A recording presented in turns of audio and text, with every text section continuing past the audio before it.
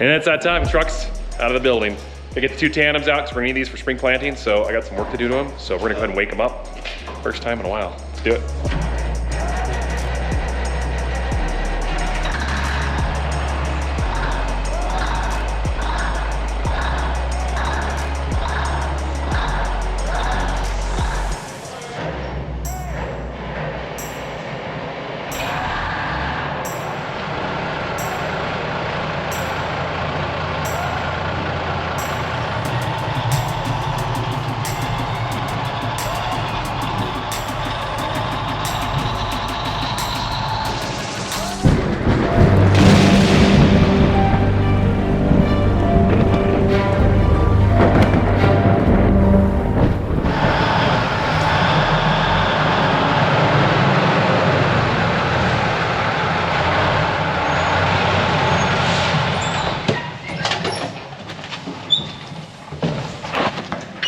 First up under this truck, these joints.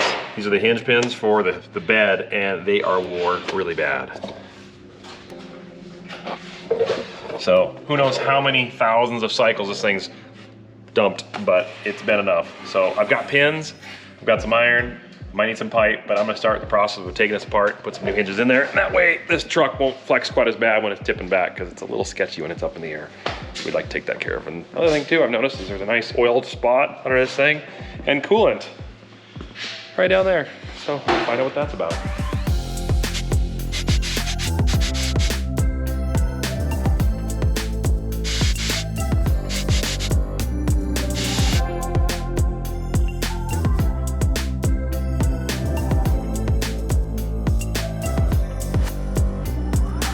So, old pin, new pin, old pin, new pin.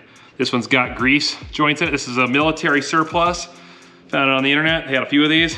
They weren't cheap, but they're made out of the right kind of steel. They're already tapped and drilled for grease zerks and everything, so I think this will be a good fit. I got a lot of other iron too, but gotta lift it up, so basically it's just resting on the back of this jack.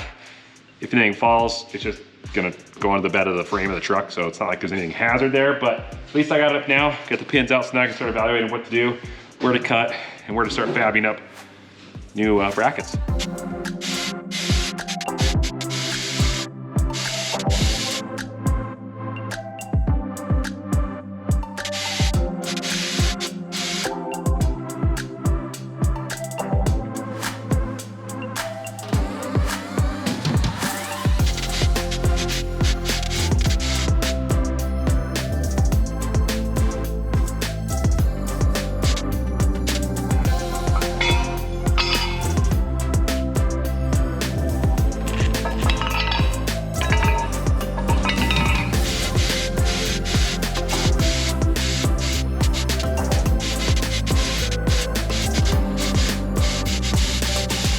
Power went out.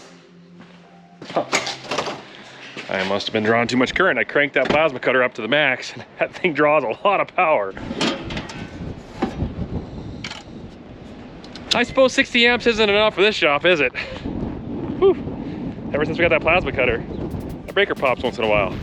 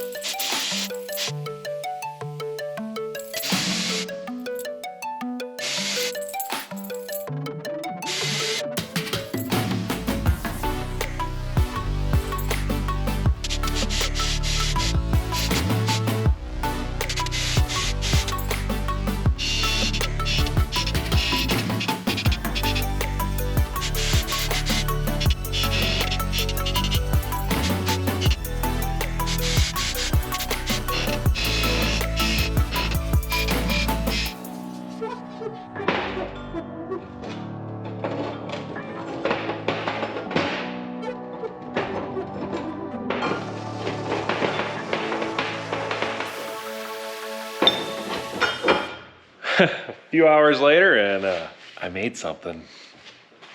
It's almost leg arms worthy, but we'll know when we get it on there. So there's no way in this shop to cut a 2-inch hole. We don't have 2-inch bits. So I had to plasma cut, and thankfully we've got this amazing hypertherm that just blasts through just about anything. So 1/2-inch iron was able to cut through. Getting away from this little dinky thing to this. Look at that. That's some serious iron right there. So, fun part, put it all together. I think I'm gonna need a hammer.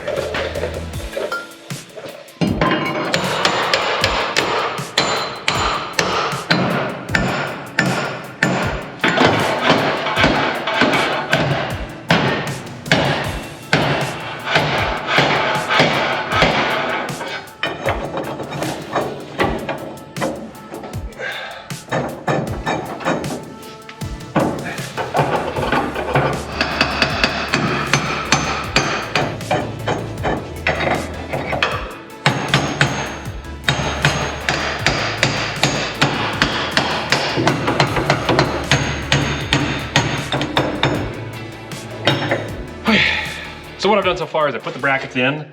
Everything is just kind of mocked up, it's loose. Nothing's welded yet. We put a 2-inch pipe through the whole thing, just temporarily, just to align it, because you want this hinge to line up with that hinge, so there's no binding when you go up and down. So I'll start tacking these in place, and then when I get them where I think they'll stay and look good, I'll pound that pipe out, put the new pins in, and then start welding her up. And I hope it works, because I took all day to do this. All right.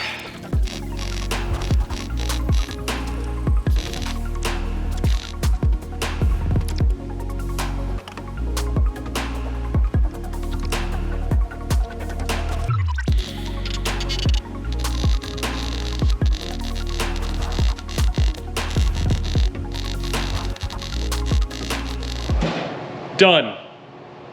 Done. Kids are in bed. I'm not home yet, but I finished it. And some welds are beautiful, some welds are, let's not talk about it. But as you can see, there's grease coming out. So the greaser works great.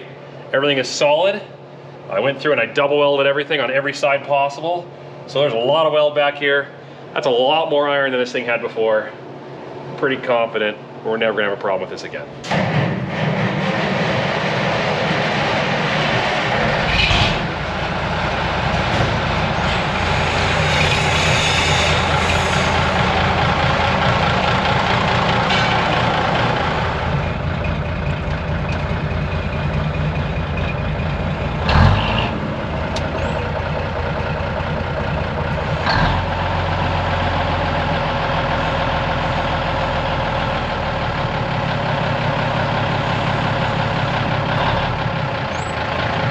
Done and done. Little rattle can that's soon to be covered up with dirt that'll never see paint again, more likely. So this truck is serviced and finished and ready for some fertilizer. The expensive stuff. See, now I got to make this truck ready for that gold we're gonna be hauling around. All right, let's move to the other truck. So if you look in here, you can see cracks all around there. There's cracks right there. This pin's pretty wore. This one's all cracked out right there. And there's cracks starting up and around that part. So yeah, definitely some welding needs to be done.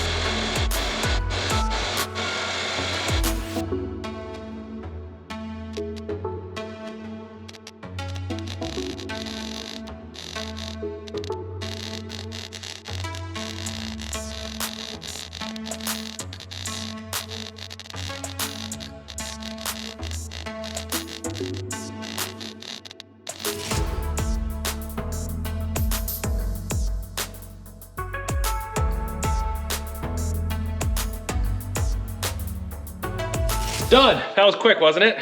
So after evaluating the situation, realized that the pins were just shot. The actual pipe bracket that attaches to the box itself was not wore out, was not egged out. It was just the end bracket. So I cut new 1/2-inch pieces, welded them solid to the sides with a 2-inch hole. Found an old hydraulic cylinder that was 1.5 inches. That's a nice hardened on the outside, the steel, so that's great for the wear on this. Put that in there, got the grease zerks working again, and bam, she's together and tight. So shouldn't have any issue with this box flexing really bad. That's just nice. Another thing off the bucket list.